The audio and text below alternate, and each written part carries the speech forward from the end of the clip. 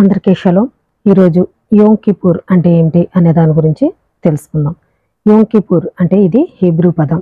దీన్ని ప్రాయశ్చిత్తార్థ దినము అని అంటారు. యోమ్ కిపూర్ అంటే ఏమిటి, మోషే ఏ విధంగా పశ్చాత్తాపపడ్డాడు, ఎలోహిం యొక్క అనుగ్రహం పొందుకుని తిరిగి ఏ రోజు వచ్చాడు అనే వాటి గురించి కూడా వివరంగా తెలుసుకుందాం. లేవియాకాండము 23వ అధ్యాయము 27వ వచనం. ఈ 7వ నెల 10వ దినము పాపము నిమిత్తమై ప్రాయశ్చిత్తార్థ దినము. అంటే 7వ నెల అంటే బైబిల్ నెలల ప్రకారం తిషిరే నెల. 7వ నెల 10వ దినమున పాపముల నిమిత్తమై ప్రాయశ్చిత్తార్థ దినము. అందులో మీరు పరిశుద్ధ సంఘముగా కూడవలెను. మిమ్మును మీరు దుఃఖపరుచుకుని ఎలోహింకు హోమము చేయవలెను. ఆ దినమున మీరు ఏ పనియు చేయకూడదు. మీ తండ్రైన ఎలోహిం సన్నిధిని మీరు మీ నిమిత్తము ప్రాయశ్చిత్తము చేసుకొనుటకై అది ప్రాయశ్చిత్తార్థ దినము. అంటే మన పాపాల నిమిత్తము ఆ రోజు ఎలోహిం సన్నిధిలో ప్రాయశ్చిత్తము చేసుకోవాలి. అందుకు ఈ దినాన్ని ఆయన ఏర్పాటు చేయడం అనేది జరిగింది. ఆ దినమున తన్ను తాను దుఃఖపరుచుకొనని ప్రతివాడు తన ప్రజలలో నుండి కొట్టివేయబడును. ఈరోజు ఎవరికి వాళ్ళు దుఃఖపడి వారి పాపాలు ఒప్పుకోవాలి. అలా ఒప్పుకోకపోతే తన ప్రజలలో నుండి వారు కొట్టివేయబడతారు. ఆ దినమున ఏ పనినైనను చేయు ప్రతి వానిని వాని ప్రజలలో నుండకుండా నాశనము చేసేదను. అంటే ఆ రోజు ఏ పని కూడా చేయకూడదు. అందులో మీరు ఏ పనియు చేయకూడదు. అది మీ సమస్త నివాసములలో, అది మీ తరతరములకు నిత్యమైన కట్టడ. అది మీ సమస్త నివాసములలో తరతరములకు నిత్యమైన కట్టడ అని ఇక్కడ చెప్పడం జరుగుతుంది. అంటే నిత్యమైన కట్టడ, కొన్ని రోజుల నుండి పోయేది కాదు, తరతరాలకు నిత్యమైన కట్టడ అని ఇక్కడ చెప్పడం జరుగుతుంది. అది మీకు మహావిశ్రాంతి దినము, మిమ్మును మీరు దుఃఖపరుచుకొనవలెను. ఈ దినము మహావిశ్రాంతి దినము అని ఇక్కడ చెప్పడం జరుగుతుంది. మిమ్మును మీరు దుఃఖపరుచుకొనవలెను. ఆ నెల 9వ నాటి సాయంకాలము మొదలుకొని మరుసటి సాయంకాలము వరకు మీరు విశ్రాంతి దినముగా ఆచరింపవలెను. అంటే ఇశ్రాయేలీలకు సంబంధించిన ప్రతి పండుగ, ప్రతి నియామక దినము సాయంత్రం నుంచి సాయంత్రం వరకు అని ఇక్కడ ఖచ్చితంగా చెప్పడం జరుగుతుంది. కానీ ఇప్పుడు కొంతమంది ఏంటంటే వీళ్ళ సొంత లెక్కలు కూడా చేసుకునే వాళ్ళు ఉన్నారు. ఉదయం నుంచి సాయంత్రం వరకు అని లెక్కలు వేసే వాళ్ళు కూడా ఉన్నారు. కానీ అది తప్పు. సాయంత్రం నుంచి సాయంత్రం వరకు, మరుసటి రోజు సాయంత్రం వరకు ఆచరించాలి అని చెప్పడం జరుగుతుంది. ఈ ఒక్క పండుగ గురించే కాదు, ప్రతి పండుగ గురించి కూడా సాయంకాలం మొదలుకొని మరుసటి సాయంకాలం వరకు అని చెప్పడం జరుగుతుంది.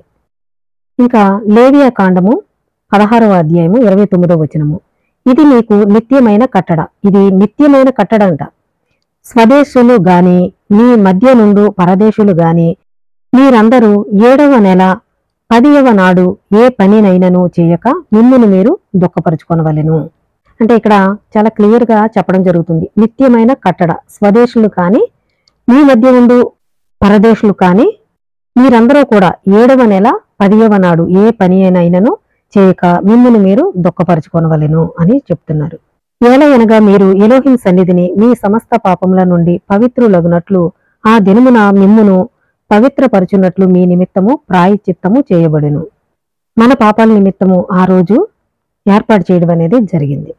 కాబట్టి ఎవరికి వారు చేసిన తప్పులను బట్టి, పాపాలను బట్టి ప్రాయశ్చిత్తం చేసుకోవాలి. అంటే దుఃఖపరుచుకొని ఒప్పుకొని విడిచిపెట్టాలి. ఈ యొక్క ప్రాయశ్చిత్తార్థ దినం 26 గంటలు మనం మన ఆత్మలను బాధించుకుంటాము. ఇంకా ఆహారం మరియు పానీయాలకు దూరంగా ఉంటాము. ఇంకా స్నానం చేయడం, లోషన్లు, క్రీములు పూయడం, తోలు బూట్లు ధరించడము మరియు వైవాహిక సంబంధాలకు దూరంగా ఉండటము జరుగుతుంది. క్షమాపణ కోసం ప్రార్థిస్తూ ఆ రోజంతా కూడా ప్రార్థనలో ఉండాలి. 1313 ఇశ్రాయేలు ప్రజలు ఈజిప్టును విడిచిపెట్టిన కొన్ని నెలల తర్వాత వారు బంగారు దూడను ఆరాధించడం ద్వారా పాపం చేశారు. మోషే సీనాయి పర్వతాన్ని అధిరోహించి వారిని క్షమించమని ఎలోహింను ప్రార్థించాడు. పర్వతంపై 2 సార్లు 40 రోజుల పాటు గడిపిన తర్వాత పూర్తి దైవిక అనుగ్రహం లభించింది. మోషే పర్వతం దిగి వచ్చిన రోజు తిషిరే 10వ తేదీ. అంటే మోషే సీనాయి పర్వతం మీదకు వెళ్లి తోరాను తీసుకురావడానికి వెళ్ళినప్పుడు ఆయన రావడం ఆలస్యమైన సమయంలో ఇశ్రాయేలు ప్రజలు అహరోను దగ్గరికి వెళ్లి బంగారు దూడను తయారు చేయమని చెప్పడం జరుగుతుంది. వారు ఆ దూడను చేసుకుని చేయడం మోషే చూసినప్పుడు ఆయన చేతిలో ఉన్నటువంటి రాతి పలకలను పగలగొట్టడం జరిగింది. అప్పుడు ఎలోహిం ఆ ప్రజలందరినీ కూడా నాశనం చేసేస్తాను అన్నప్పుడు మోషే మళ్ళీ 40 రాత్రులు పగళ్ళు వెళ్ళి ఎలోహింని బ్రతిమాలుకోవడం అనేది జరిగింది. 40 రాత్రులు 40 పగళ్ళు పూర్తయిన తర్వాత క్షమాపణ పొంది ఎలోహిం యొక్క అనుగ్రహాన్ని పొంది ఆయన తిరిగి వచ్చిన రోజు తిషరే 10. అదే ఈ ప్రాయశ్చిత్తార్థ దినం యోమ్ కిపూర్ అని పిలువబడుతుంది. మోషే 40 రాత్రులు 40 పగళ్ళు పశ్చాత్తాపడి తిరిగి వచ్చిన రోజే యోమ్ కిపూర్. ఆ సంవత్సరం ప్రజలు ఎలోహింకి నివాసమైన టబర్నికల్ని నిర్మించారు, అంటే గుడారం. దీన్ని హిబ్రూలో మిష్కాన్ అంటారు. ఈ మిష్కాన్ ప్రార్థనలు మరియు త్యాగం చేసే అర్పణలకు కేంద్రంగా ఉండేది. యోమ్ కిపూర్ సమయంలో ప్రధాన యాజకుడు ప్రత్యేకంగా సూచింపబడిన సేవను నిర్వహిస్తాడు. ఈ సేవ యొక్క ముఖ్యాంశాలలో హోలీస్ అంటే పవిత్ర స్థలంలో మందసాన్ని ఉంచిన చోటు, ధూపం వేయడం మరియు 2 మేకలతో చీటీ వేయడం, ఒకటి బలిగా తీసుకోబడింది, మరొకటి అరణ్యానికి పంపబడింది. ప్రధాన పూజారి, దీన్ని హీబ్రూలో కోహెన్ గాదోల్ అంటారు, సాధారణంగా అలంకరింపబడిన బంగారు వస్త్రాలను ధరిస్తాడు. కానీ యోమ్ కిపూర్ రోజున అతను మిక్వాలో మునిగి సాదా తెల్లని వస్త్రాలను ధరించి ఈ సేవను చేసేవాడు. మిక్వా అంటే నీటి కొలను, అంటే ఆయన్ని శుభ్రం చేసుకుని తెల్లని వస్త్రాలు ధరించుకుని ఈ సేవను చేయడం అనేది జరుగుతుంది. మిగిలిన సమయాల్లో అలంకరింపబడిన బంగారు వస్త్రాలు, తలపాగా ఇవన్నీ కూడా ఆయన ధరిస్తాడు. ఈ యోమ్ కిపూర్లో మాత్రం తెల్లని వస్త్రాలను ఆయన ధరించడం ఆచారం.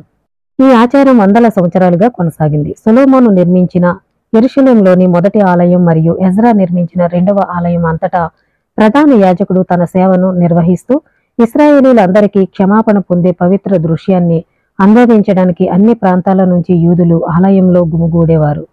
3830 సంవత్సరంలో 70 CE 2వ ఆలయం సృష్టి నుండి నాశనమైన యోమ్ కిపూర్ సేవ కొనసాగింది.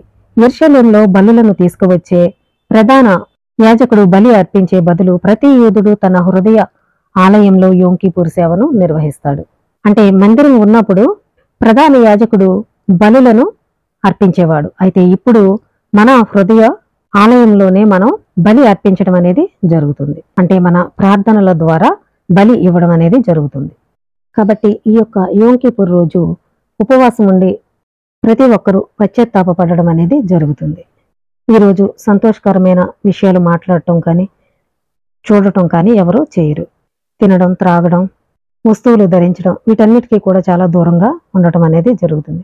అయితే అనారోగ్య కారణం వల్ల మందులు వాడేవారు రబ్బేల యొక్క సూచన ప్రకారం వారు కొన్ని మార్పులు చేసుకోవాల్సిన అవసరం ఉంటుంది.